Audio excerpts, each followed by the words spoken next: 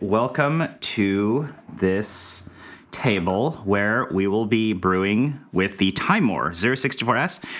Just got a little GoPro strapped to my head, and I want to talk a bit about brewing with the April as well as brewing with the 064S. The S is what I've been using for a while, just because I think this grinder is fantastic. I really enjoy the fact that this can do espresso, and I've mainly been using it for espresso, but I thought I would just briefly talk about two things. One is what is good about this grinder, maybe something bad about this grinder, which is like I literally only have like one complaint, and then two, which is kind of just how I've been brewing with the April dripper. So this is a V1, and I've pre-wet the filter here, and I'm going to use some Pepe Hihan. But a lot of why I really like the 064S is just simply because it is incredibly compact and small, and it can do espresso. This grinder here, in my opinion, invalidates it really makes like a lot of other 64 millimeter grinders redundant. I have no reason to use DF64. I have no reason to use Ode when a grinder like this in this form factor with, in my opinion, a really nice build quality exists. And I really would not be attracted to using another 64 millimeter grinder unless it is of something like that Zerno Z1, P64, of those tier, which in my opinion are above this. But anyway, I'll probably pull some shots on this guy at a later date. We'll make some quick videos on that. But this is just a really quick filter discussion, which is like, I've actually been using the 064S for probably a mix of both, I would say, filter and also espresso. Mainly espresso nowadays because I've been running some events and I've been just bringing this guy around. It is so easy to use. I think the first thing that a lot of people ask me is like, do you need to RDT with this grinder? I want to say like semi yes and no. This highly depends on where you live in the world. For me, I like to RDT because it just makes all the coffee coming out of the spout very, very clean.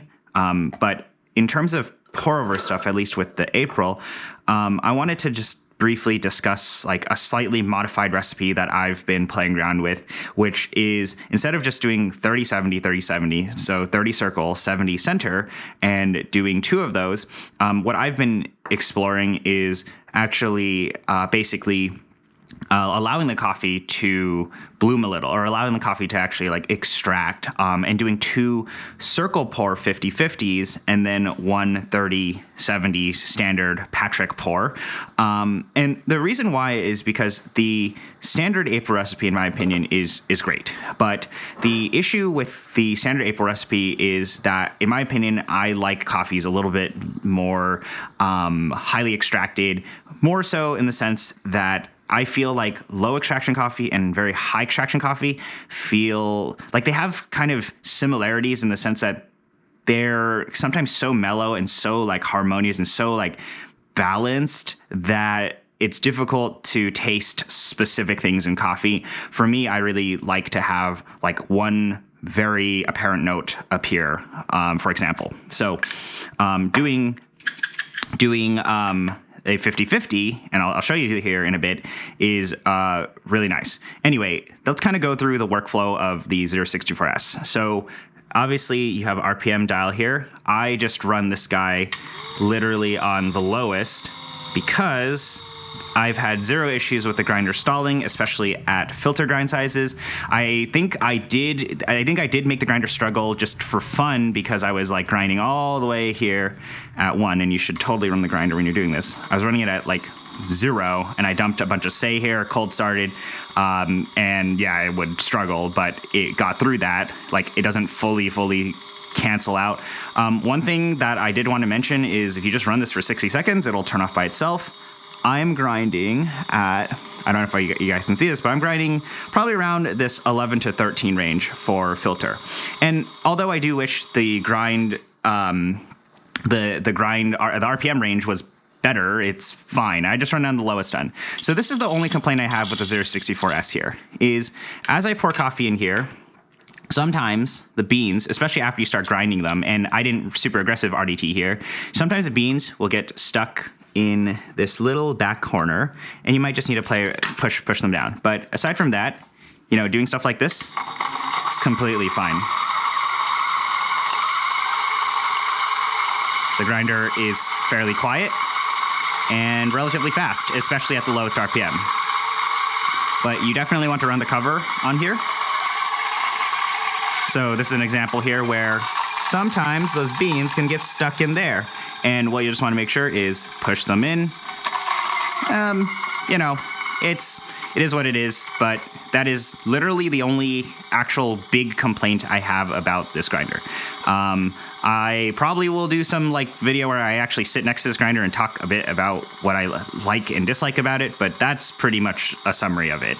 I really actually enjoy this knocker here, but as you see, we've run the grinder. The grinder will actually just turn off by itself in about 10, 15 more seconds, I think, if I've been counting properly. As you see, there probably was a little shard there that I didn't see that got in there. But yeah, I RDT because it just makes this experience here a little bit better. This knocker, I've seen it across a year and a half now. And I actually think this knocker is it's pretty nice. This is built really nice. It actually feels really good to use as well. And because I RDT, I don't really get much retention here, or more so chaff. I am grinding pretty fine here. This is, I would say, the 64S is a more espresso focused burr set. It's a more standard burr set. We're definitely getting more fines here, especially for our filter brews. Someone's calling me for some reason. I have no idea who that is.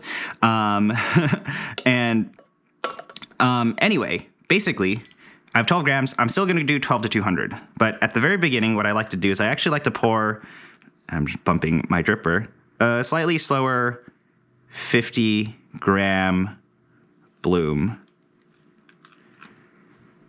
And you can actually let this sit for about 30 seconds. And I think just simply doing this is making the cup significantly more interesting to me. Also, this is slightly older coffee, so maybe that bed might not look the best there. And then what I do is I just pour another 50 grams. And this, to me, creates a much more, I would say, interesting cup. It is slightly higher extracted. I would say I'm around 1.4, 1.5 now. Maybe not 1.5, but slightly in the higher range. I would say with this, I'm more around 1.4 plus TDS, whereas a lot of the April brews are 1.3, 1.4. And then what you can do is at around 1 minute, then you can do the standard 30, 70.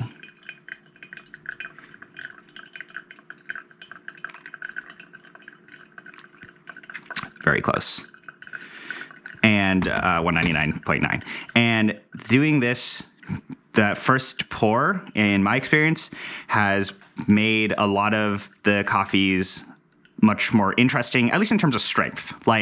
Yes, they generally are extracting a little bit higher if you actually measure it, but more so when it comes to taste, I find that there is a much more apparent strength of acidity, for example, depending on what coffee you're using, of course.